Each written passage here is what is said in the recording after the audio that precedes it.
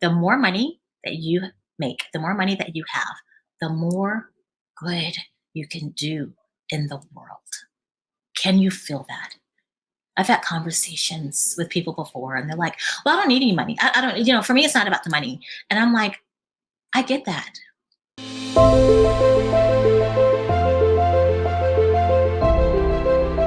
Hello, my friends, and welcome back to Empowered, another episode of Empowered, you guys.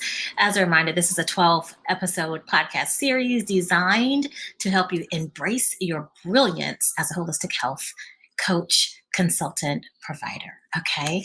If you missed the last episode, let me tell you, it was all about creating a transformational holistic health coaching program. If you happen to miss that episode, I definitely want to encourage you to go back and listen.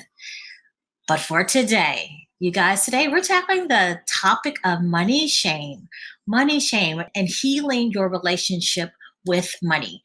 So before we hop into it, I wanted to start off with 3 slow and deep cleansing breaths, okay? If you want to, you can put your right hand over your heart if you're able to, if you're not driving, of course. Right hand over your heart, left hand on your belly. You can close your eyes if you're in a place, if it's a safe time and place to do that.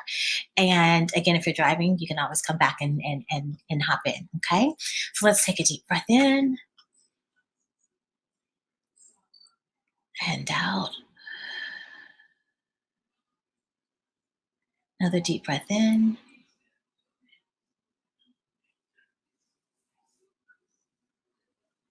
And out. Last breath in. Hold it. And release. Okay. Very good. So you know how typically we start off with affirmations that speak to your health and your wealth as well as your overall well-being. Today, I want to do something slightly different, and we're just going to focus because of our topic of discussion today, which is money shame. What is it? How is it? How do we deal with it? How do we start to heal our relationship with money? I want to start off with just affirmations that pertain specifically to wealth. Okay, y'all with me?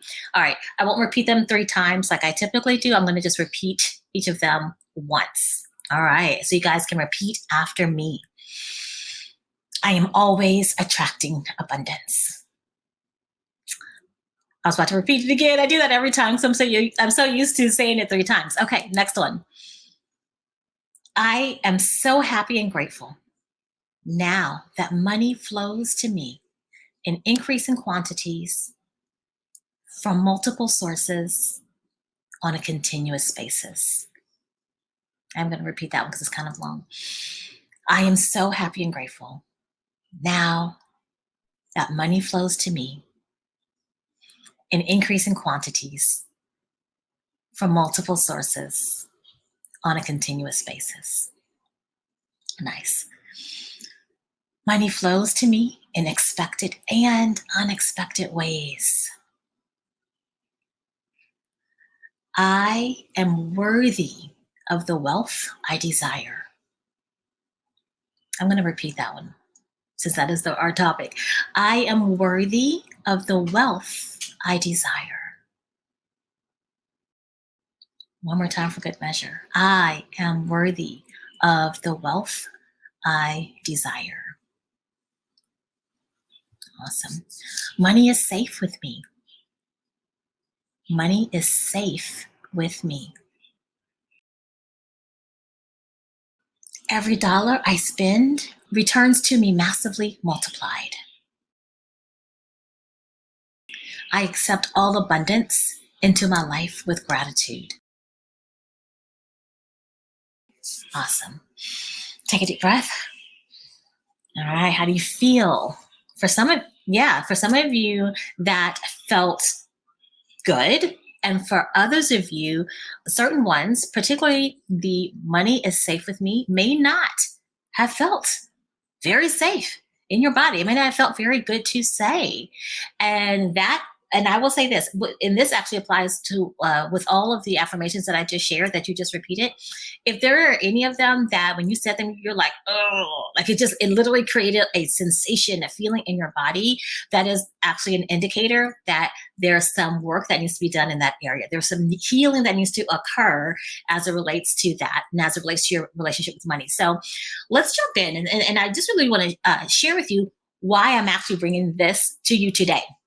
And it is because this really stems from several conversations, the conversations that I have all the time, because all the conversations that I have are with either nurses, nurse practitioners, physicians, right, in the holistic health space or functional medicine space. And a theme that comes up quite often, and when I say quite often, I mean quite often, is that of money shame or money guilt. Right. The feeling of asking people for money as it relates to your services, as it relates to your holistic health services. Right. So how many of you can relate to that? Yeah. For some of you, you're like, no, I'm good. But for others of you, you're like, yeah, I do kind of have a problem there. And so let's just call it out. Let's just talk it through. All right. So again, what is it? It is the uneasiness, perhaps the unwillingness, the reluctancy, the hesitancy, the resistance that comes with sometimes even thinking about it and also doing, that comes with asking people to work with you in a paid container, in a paid capacity. And so here's the thing. First of all, I think it's important that we recognize where this comes from. And I feel like it's so very empowering because your relationship with money, right? Your guilt around money or shame around money. I'll just refer to it as money guilt. Okay, you'll hear me say that. That's how I refer to it with my clients. That's how I refer to it in any of my programs, right? So money shame. And so it's very empowering to understand really the origin. So for most of us, and dare I say all of us, it's familial. These the beliefs and thoughts and feelings and how we manage money and work with money and accept money and receive money, all the things comes from our family, right? So I literally had this conversation with one of my clients the other day. And we talked about, her parents or her grandparents, I think it was even her grandparents, were raised in the Great Depression. Well, in the Great Depression, guess what? There was a lack of everything. Food, jobs, money, like lack. And so there was this feeling, not just feeling, it was a legitimate thing, but of not enough. There's not enough. There's never enough. There's just scarcity. So literally people were living in scarcity. Guess what? And because they were living in scarcity, then of course your behaviors, your interactions, how you move, how you do things are all based in scarcity. And so what happens is, again, you develop a scarcity mindset, right? And then inadvertently, you end up applying that to all things. So here's the interesting thing. Follow me. What ends up happening is grandparents, let's say your grandparents were, came up through the Great Depression. Their kids, which were your parents, for some of you may have been your grandparents, but their kids grew up in a household where there was never enough. We don't have enough. Don't ask people for money. They don't have enough either. And so again, there's never enough job, resources, monies, anything. And so now that, you may have heard the saying, it's not just what's taught, but it's what's caught. So even though it may not have been said, it was still picked up, right? And so their beliefs, grandparents' beliefs, now become the kids' beliefs as they're growing up in that household. Again, the kids may have been your parents. And so now that's passed on familially, that's a difficult word to say. And it literally is like passed through your DNA. So then guess what? Those same limiting beliefs, those same beliefs around money, around wealth creation, literally their wealth identity, guess what? Because it's passed down to them, now it's passed on to you. Why is this important? It's important to recognize this because this ain't even your shit. Like seriously, this ain't not even your stuff. This is stuff that was passed on to you, down to you, placed upon you, like given to you, right? And so again, why that's empowering is just like it was given to you, you can give it back. You don't have to give it back to them. You can just give it back. You can literally take off the robe of limitation and scarcity and all that comes with that, and you can just release it because it was never yours to begin with. It was given to you, it was passed on to you. Okay. The second thing, society. So we talked about familial, right? But also society, particularly because all of you that are listening, the majority of you that are listening, are in healthcare or have been in healthcare. And it really is so society, number one, because we know there's a huge discrepancy around, there's like a huge wage gap between men and women. So let's just start there as women, but then let's take it to specifically healthcare. And it's so interesting to me. I find it so fascinating. And I have this, like I said, I have this discussion quite a bit that in healthcare, again, particularly nursing, it's a female dominated industry, right? And it is frowned upon that you even want to make, like you should be a nurse because it's altruistic. It's the right thing to do. Don't worry about the money. And again, that's never said, but that's kind of the expectation. That's kind of, it's not said, but it's kind of covertly expressed, right? Interestingly enough, you never hear anybody, tell a cardiovascular surgeon, which primarily are males, oh yeah, we shouldn't charge that much. You shouldn't charge that much. What? That's like that's one of the number one money makers for hospitals, right? And so we're getting it from all different directions, and it's just getting piled on, really unbeknownst to us. It's something very subtle. And then when we enter the world of entrepreneurship, we enter it carrying all of that baggage, limiting beliefs. We enter the world carrying that, and now sometimes we find ourselves in a little pickle. Like, how do I navigate this? How do I make sense of this? Because let's face it, businesses make money. Hobbies cost money. Businesses make money. And so how do you now create a business that's profitable, that's successful, right? Meaning you have revenue. You are, a lot of you have the goal or desire to generate 10, 20,000 a month. Well, and this is for your services. So how do you get there? How do you reconcile? And I'm going to share with you how to reconcile. Okay. And because here's the thing, the problem with this is that it keeps you stuck. And if we're honest, it's not just stuck in business. It's not that you have this mindset as it relates to business. If you look at different areas of your life, it affects your life in general and absolutely your business specifically. Okay. And here's what I really want you to get. There are people looking for you right here, right now, looking specifically for you. Why you? Because you are you, and only you can do what you can do the way you can do it. You hear me say that all the time. Only you can do what you can do the way that you can do it. And people are looking for that. They're looking for you. However, when you are, let's say, unwilling to really show up, like ultimately what ends up happening is you end up blocking them from from their healing journey and the level of transformation that they're wanting to experience in their healing. And then ultimately also at the same time, you are limiting your impact and your expansion. Okay. So that's where the problem lies. We're all here to make an impact, but if we're unable to charge for our services or charge appropriately, because here's the thing, there's a problem charging, period. Others, there's a problem charging appropriately. I can't tell you how many people come to me to work with me, and we go through their offers and what they're charging. I'm like, what? I literally had a conversation yesterday with someone who has a 5K offer, 5,000 offer. I think it's a 6-month 5K offer. And she's telling me all the stuff that's in it. And she goes, I think I'm going to add more. I'm like, what? Wait a minute. That's like everything you've already just said. That's like $10,000. And, but again, we're like, okay, I got to jam pack it because it all stems from our relationship with money. Okay.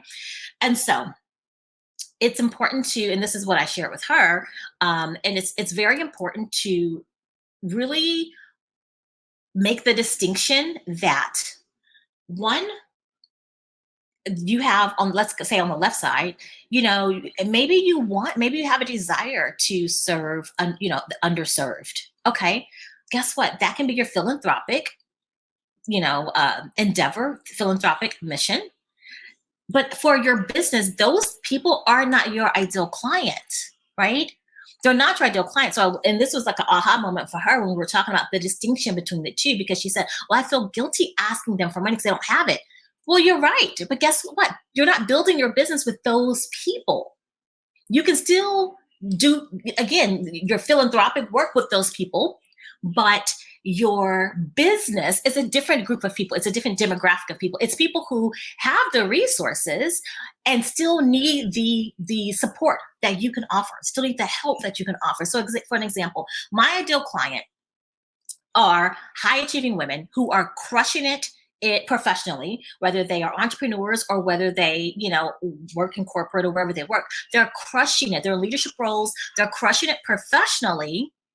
And they have been, like, they're the shining star, and they have been for decades, but at the expense of their health, right? And so they kept putting their health on the back burner as they're climbing the corporate ladder or building their business. And now it's gotten to a point where they're like, uh-oh, like, I can no longer ignore my health anymore. I'm definitely, like, the symptoms that I was experiencing over the last 10, 20 years, they're really exacerbated now. Okay, that's my ideal client. And they've gone to the doctors, they've gone to the specialists, they've had the blood work drawn, and the doctor, the provider, I don't want to say doctors, but the providers say, you know what, yeah, your labs look okay. I don't know why you're depressed. I don't know why you're having this. I don't know why you're experiencing this. Or, the good news is, like, your lab work looks good. How many times have we heard that? And they know, like, but something ain't right. It may not be showing up in my blood work, but what I do know is something is not right. So they're looking for answers. They're seeking you. They're looking for a holistic approach. They're looking for answers that you can give them. They're looking for support that only you can give them. Okay. And so, again, that's my ideal client. I'm not saying that has to be your ideal client, but that's my ideal client. Why is that my ideal client? I think that's probably important that I share this with you, because that was me, crushing it professionally, businesses, multi-six-figure businesses, doing great. But guess what? I pretty much lived with migraines. I pretty much, I won't even go into all the things that started to really become problematic because I had ignored it for so many years. And the only option that I was getting, or the only solution that I was getting, was, oh, here's another prescription for migraine medicine. Oh, here's another prescription for this. Oh, you don't have any energy? Let's give you this. Oh, no one ever, again, prescription, which really wasn't solving the problem. It was putting a Band-Aid on the problem and actually causing more problems because of all the side effects from the medications. Okay. So different demographic was the moral to that story. People are looking for you and will gladly pay you for answers. That's the other thing, the little switch that's really required for you to make in your mind, that it's not that. I want you to think of you, for instance. Think of you. Think of somebody like your colleagues that might be having issues, health issues, not really getting resolutions, more and more prescriptions, but, like, let's get to the root cause of this, right? And your willingness, the level of willingness just to have some answers and get relief. Okay. So 2 different demographics. So hopefully, I'm sure that helps someone, because I know for her, that was an aha moment, because she was subconsciously stopping herself from marketing her business, because in her mind, she's like, how can I ask people who are indigent and already underserved for money? You don't. What other group of people do you have a heart to serve? For me, like I said, my heart, not that it's not there, but I know the struggle of the mental, emotional, and even physical struggle of building a successful business. Like I said, crushing it, looking like everything is perfect on the outside, but literally your health is deteriorating, because that was me. And what people think is, oh, well, she's fine. No, she needs support. She doesn't have it. Okay, so that being said, also, one of my clients, again, I'll share this with you just because it was a conversation that came up yesterday. I think it was yesterday. And again, she said, she's been a nurse 20 something years, 30 something years, and a nurse practitioner probably another 15, 20 years. So a long time in healthcare, right? And she said her beginning of her career, and a large percentage of her career, was working in clinics where it was underserved population. And so that's kind of been, in her mind, that nobody can afford. And that's not the truth. that was that population. I get it because, again, that was a large percentage of her. That was the beginning of her nursing career and a large portion of it. But there are other people out there. We get this, right? It's the people, I like to call them functionally dysfunctional. They're the people that that live in your neighborhood. You're standing behind them in the grocery line. You're pumping gas next to them. They look fine on the outside. They have resources. They live where you live, and they still don't have answers, and they're still struggling in their health. Okay. All right. So how do we begin to heal this money shame, this money guilt? How do we begin to heal our relationship with money and start to really start to embody our wealth identity? I'm going to give you a couple of things, several things actually. So one, awareness around it, right? Recognizing that one, for many of us, for the vast majority of us, I'm going to dare I say all of us, it really is all of us, it's not our shit. That's the best way I can say it. It was passed down familially, right? Passed down through our DNA. It was passed down to us and placed upon us, right? We didn't have any choice in the matter. It's just the way our grandparents and our parents, handled money and their relationship with money and their scarcity mindset and all the things. And now they were just placed on us. That's what we saw. That's what we learned. And so we just keep carrying it on. And here's the interesting thing too, is that you are passing that along to your kids, right? Yeah, and they will continue to pass on until something changes. And if you're here listening to this episode today, the change starts with you. Okay? This is not by accident that you caught this episode. I want you to really get that. All right. So recognizing it ain't your shit, right? Number two, differentiating. So this is one thing that really helps to start the healing process, is really differentiating yourself in the market from everyone else. It's not about doing what everyone else is doing. It's about how do you differentiate yourself. This is one of the ways that I work with my clients, is really helping you to distinguish and determine and highlight and showcase the differentiation, because every single one of you have it. Even though we're all in the holistic health space or the functional medicine space, each and every one of us has a differentiator, multiple differentiators. Okay. And so that in and of itself, you're like, oh yeah, I do this. And I do bring this to the table and this, and this. And then you're like, oh yeah, well that is pretty, that's pretty important. That's pretty transformative. That's pretty valuable. So of course I should be charging for this, or charging more for this, charging differently for this. Right. So that's the second thing, differentiating yourself. Third thing, understanding that you're worthy of wealth. And for some of you, hearing me say that, and even you saying that, you're like, ooh, what? For others of you, you're like, yeah, I can kind of wrap my head around it. And others of you, you're like, yeah, of course I am. Yeah, not even a topic of discussion. So, you either fall in one of those three buckets. Of course I am. Yeah, absolutely. I'm worthy I'm worthy of the wealth that I desire. Of course, I'm worthy of my heart's desires. Again, the other in the middle, you're like, I kind of feel that, but I'm not all the way there. And there's some of you in a bucket like, I would love to really be able to confidently say that. I can't confidently say that right now. And that's okay. No matter where you are, it's perfect. You're perfectly where you need to be, right? To begin the transformation, or to continue the transformation, the healing. Okay. Because here's the thing I want you to get: the more money that you make, the more money that you have, the more good you can do in the world. Can you feel that? I've had conversations with people before and they're like, well, I don't need any money. I don't, for me, it's not about the money. And I'm like, I get that. And how selfish is that? I'm not going to make any money because I don't need, for me, it's not about the money. What about the people who don't have money? What about the organizations? What about the charities? What about the underserved? So here's the thing. You don't have to make the money for you. Make all the money you can and give it away to those who need it. How about that? But to say, oh, I don't, it's not about money. I don't need to make the money.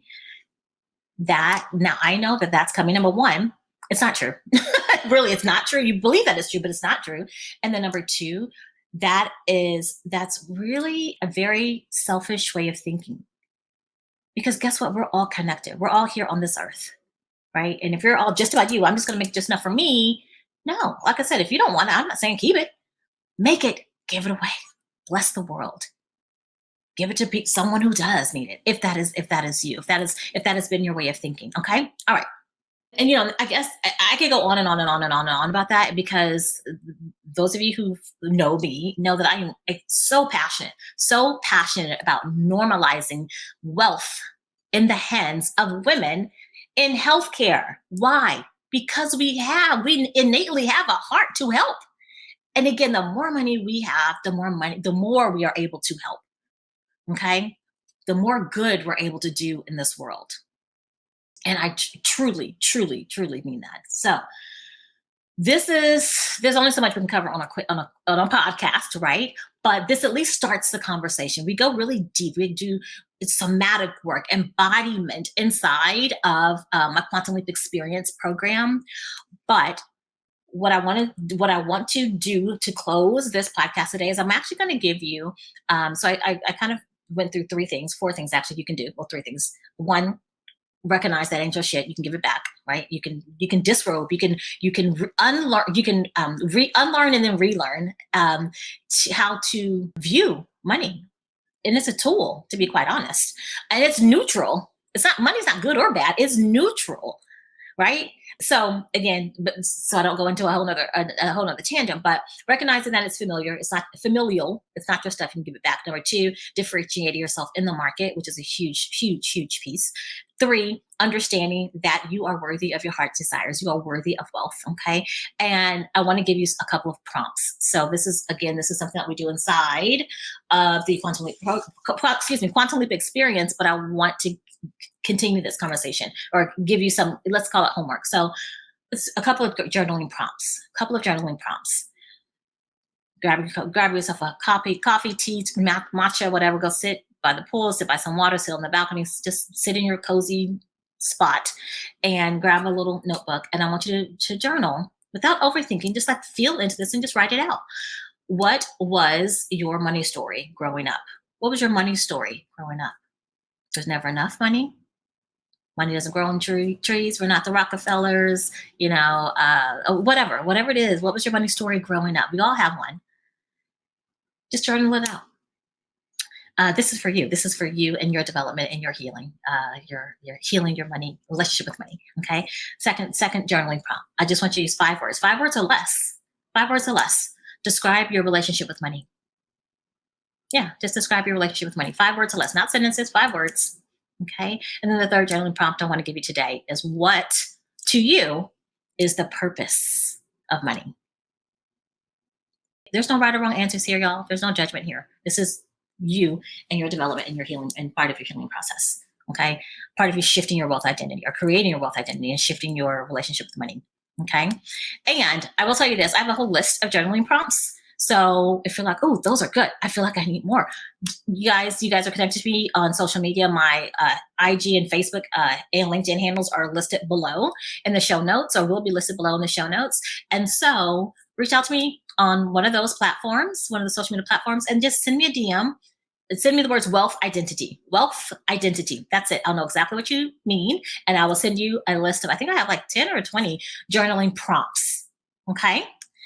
All right. So I pray that this episode has helped you gain clarity. Number one, has helped you to own your brilliance, has increased your awareness around money shame, money guilt, that type of thing, and has begun to heal and shift your relationship with money.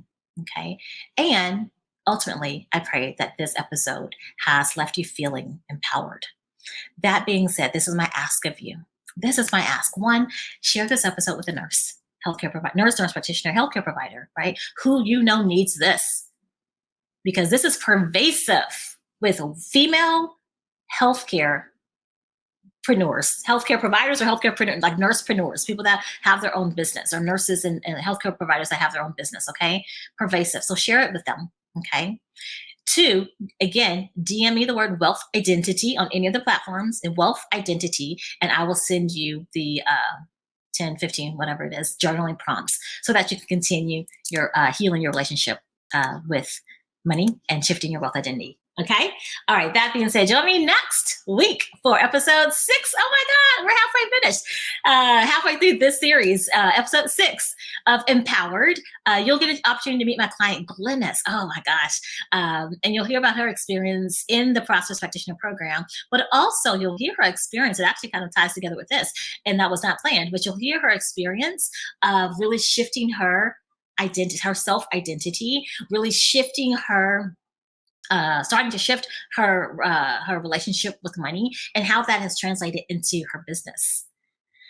It's a good one, y'all. It's a good one. It's a good one. All right. So I will see you guys next time on the Charyse Williams Show. Bye for now.